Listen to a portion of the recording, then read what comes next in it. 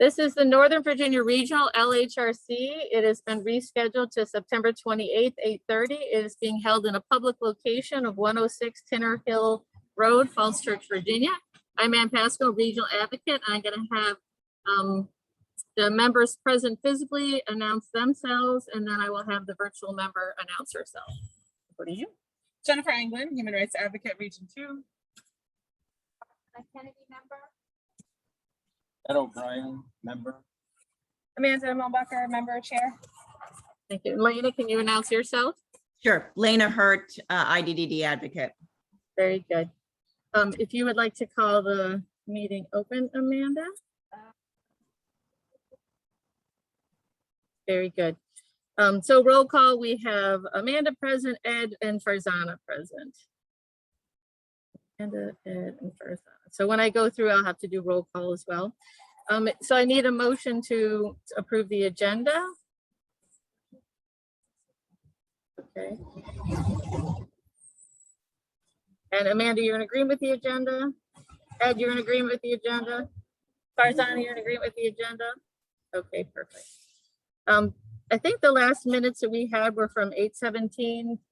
You guys got that pretty much after the meeting. Was there any questions or any changes you wanted to make to those minutes? So similar, a motion for that? Okay. Okay. Amanda, you're in agreement? Ed, you're in agreement? And Farzana, you're in agreement? Okay, perfect. Anyone here for public comment? No one in the waiting room. We have some chipmunks. All right, so new business is that you received 9 behavior plans and restrictions.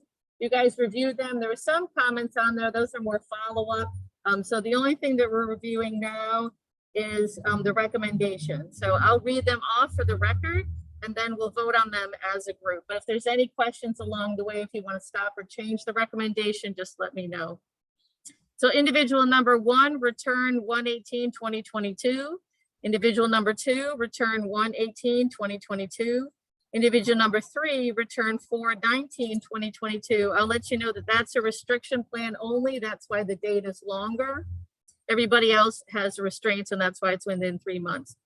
Individual 5, return 11/16/2021. Oh, I'm misnumbered. I'm sorry. Look at that. Individual 6, return 1/18/2022. Individual 7, return 1/18/2022. Individual 8, return 1/18/2022. Oh, apparently there are 9. I don't know how to count. Individual 9, return 1/18/2022. Individual 10, return 1/18/2022. So if you guys are in agreement with that, I just need a motion for that.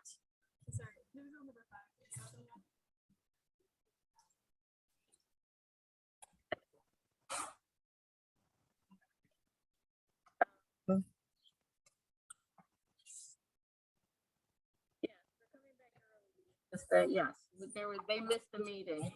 And so because we hadn't seen them in a sufficient time and there was a restraint to come back early to make sure they've got everything right. So, yep. Any other questions or comments on those? Very good. Then I would just need a motion to approve those recommendations. Very good. Second. Thank you, Farzana. Amanda, are you in agreement? Ed, are you in agreement? And Farzana, yes, very good. So let's do 10.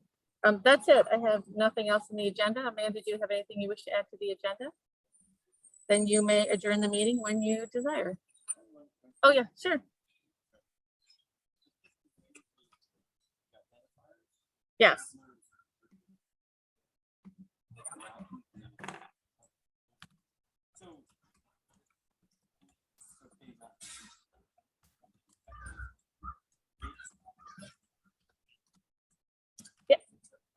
Yes and no. Loudon doesn't when, and any of their paperwork they submit, they always use their reference number. So that's what they've done. And I don't have any objection to that. Everybody else, like sometimes NVMHI will use NVMHI record numbers. There's a one or two providers in the region that have a record number that they use as well. In generally, we do use the initials. If there's a duplicate initial, then I'll add another initial in there. Like the second, like number 9, there's a third initial. Or if there's, I might identify the provider in that. So it's based on what they want and what we already have in our system. So if there already is an EO, then you're gonna have your middle initial in yours. Does that make sense?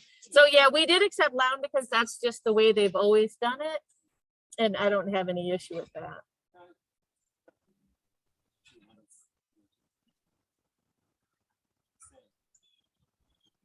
Yeah. Yeah. Correct. Yeah.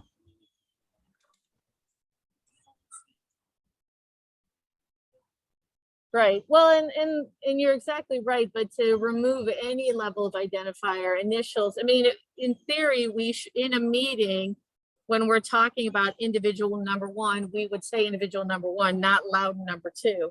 The reason we allow those identifiers is because it would be very confusing for providers to know who's actually on the agenda and who we're actually talking about, because who's individual 1, who's individual 2, that can change every meeting.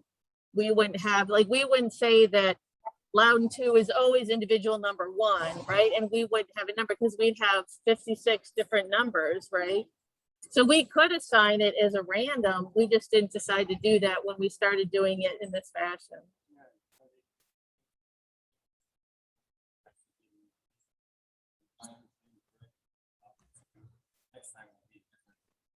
No, it's so Loudon 2 is always Loudon 2. Yeah.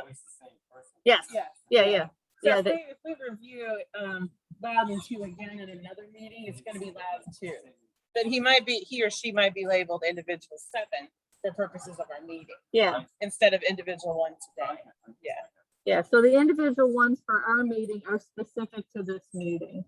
Because we did talk about it when the SIPA form came out, and we had to start using it because we gave a little bit more identifiers on the agenda. We would give on the agenda SC from Fairfax. And they're like, well, no, that's way too identifying. We can't do that. So you have to use individual. And we talked about assigning a number for us, but then, people leave, people come, suddenly you're up to 300 and that's confusing. So we said we would just change it for every meeting, but keep the identifiers that the provider used.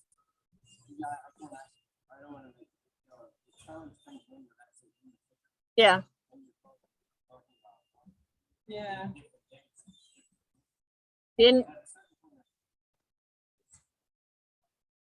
So yeah. So the LHRC identifier, that's a set identifier. That doesn't change. The individual one for the meeting, that will change. But that's a good question. Yeah. Thank you for asking that. Any other questions?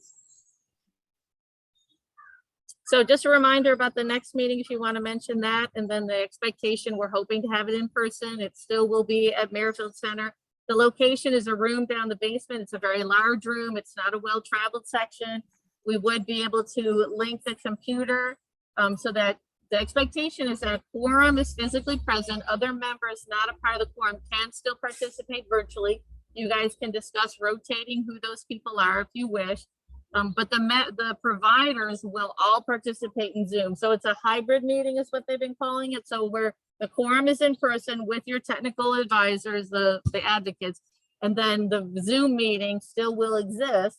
And that will be for the providers to pop in like they've been doing. It's a great technological challenge for me, so I can't wait. You did fine in our practice round. Yeah. Will you guys all be able to be present physically in November? Okay.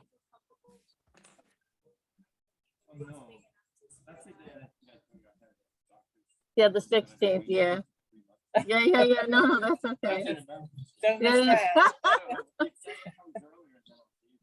It'll be the 16th. Yeah. Oh yeah, that's fine. Well, I think Renee is available that day. She just wasn't today, and Michael, I'm not sure of, so. Yeah, yeah. And I'll publish the room so that you know, but it's essentially downstairs, past emergency services. And it's in a locked section, so we'll be there letting you in. Yeah, yeah. And again, you know, we were talking earlier, Lena and Amanda, about the requirement to meet in person. It's a FOIA requirement. That's why we're doing it. And that still continues. If something great happens legislatively where we can do it 100% virtual, we'll definitely let you know that. You plugging it in, Amanda?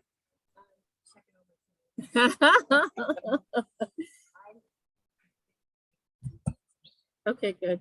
We'll follow up with Renee and Michael. All right, perfect. Yep. Okay, and I'm heading out. Okay, I'm gonna stop recording, so hold on.